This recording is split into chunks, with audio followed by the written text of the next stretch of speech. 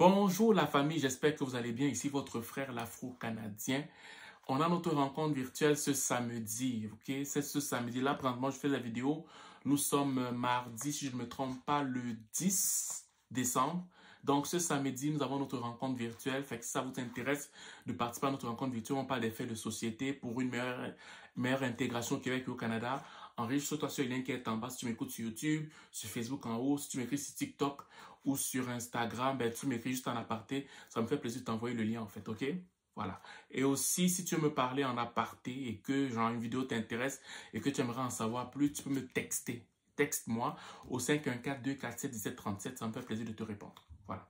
Vous savez, aujourd'hui, quand je parlais souvent de ça avant, du fait que le mystique, là, on rencontre ça beaucoup dans les milieux de service.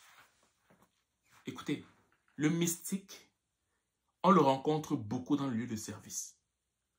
Entre employés, il y a des fois du mystique qui traîne là, entre employés, que si tu ne prêtes pas attention, ok, tu risques de te retrouver quelque part où tu n'imaginais même pas. Je tiens à te rappeler que le Canada est un pays multiculturel, dans la mesure où il y a des Asiatiques, il y a des Hindous, il y a des Latinos, il y a des Africains, il y a des Antillais, il y a un mélange qui fait en sorte que chacun a ses croyances, chacun a ses convictions. Tu ne sais pas c'est quoi la pensée spirituelle de chacun. Beaucoup vont te présenter la laïcité. Beaucoup vont te dire qu'ils ne croient pas en Dieu. Mais la majeure partie, je te le dis, répète, écoute-moi très bien, la majeure partie des gens ont des croyances spirituelles, même si il ou elle ne le manifeste pas.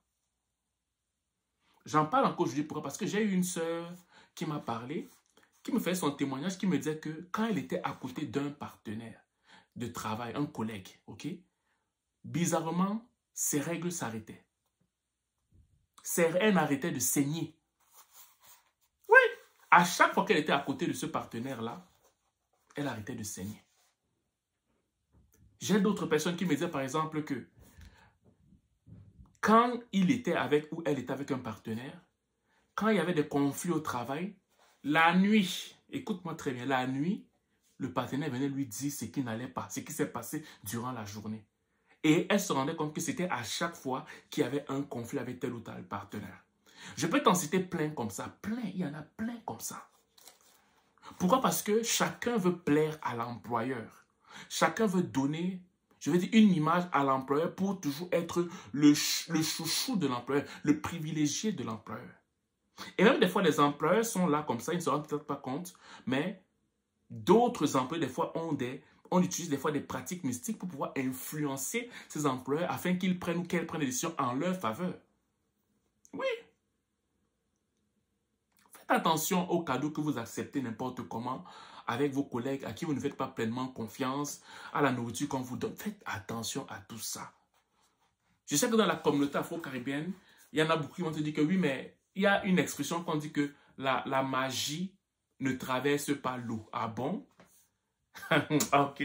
Non, la magie ne traverse pas l'eau. Ou bien, ici, là, au Canada, c'est un pays développé. Forcément, il n'y a pas de magie blanche. Il n'y a pas de mysticisme. On est laïque. On ne pense à ce genre de choses. Ces choses, on les a laissées en Afrique. Pourquoi vous pensez à ça? Pourquoi vous amenez ça ici? Pourquoi vous êtes toujours en train... Non, tout est dans le rationnel. On veut toujours tout rationaliser. Fais attention. Il faut beaucoup prier. Je ne dis pas que c'est tous les milieux d'emploi où on rencontre ça. Mais ne sois pas surpris que tu serais agréablement surpris de voir des gens pratiquer afin d'avoir plus de faveur dans leur lieu de service. Pour lui, peut-être ce n'est pas du mysticisme. Peut-être qu'on lui a appris que c'est une façon de se protéger. Ok? Mais beaucoup font des choses, des rituels, afin d'avoir des faveurs. Mais pour plusieurs qui ont des yeux avertis, tu te rends compte que c'est, je vais dire, de la magie. La magie blanche, ça peut être n'importe quoi en fait. Donc, sois prudent. N'ouvre pas ton cœur à n'importe qui. Ne dis pas à n'importe qui ce que je veux dire parce que genre non, c'est mon ami, je lui fais confiance. Non. Quelqu'un peut être souriant avec toi dans un emploi, quelqu'un peut être gentil avec toi, mais le jour où il doit te laisser, il va t'abandonner. Il va t'abandonner et c'est toi qui vas pleurer après. Donc, moi, je fais cette vidéo qui est courte, qui n'est pas très longue, pour que tu puisses comprendre que ce n'est pas tout le monde avec qui on sourit. Ce n'est pas à tout le monde qu'on donne sa confiance. Parce que beaucoup de gens font des rituels pour avoir des faveurs dans leur lieu de service. Et qui dit avoir faveur dans un lieu de service, dit qu'on doit défavoriser certaines personnes pour que une personne parmi plusieurs personnes dans un lieu de service brille mieux que les autres. Et malheureusement, beaucoup emploient de la magie pour pouvoir atteindre ces objectifs-là. Donc, moi, je fais cette vidéo simplement pour te sensibiliser afin que tu prennes conscience de ces réalités. Ok? Ça n'a rien à voir forcément avec ton employeur. Ça a à voir des fois avec tes collègues, tes propres collègues avec qui tu es, avec qui tu manges, avec qui tu dis toute ta vie. Tu racontes toutes tes choses-là. La majeure partie de ces collègues-là, la majeure partie d'entre eux pratiquent quelque chose, font quelque chose. Peut-être que pour eux, ce n'est pas la magie. C'est juste une protection. Ok? Mais l'impact de ça fait en sorte que, malheureusement, ça va mettre peut-être quelqu'un dans l'obscurité et cette personne dans la lumière afin qu'elle puisse être vue de tous les autres employeurs, de tous les autres chefs dans votre lieu de travail en fait. Voilà.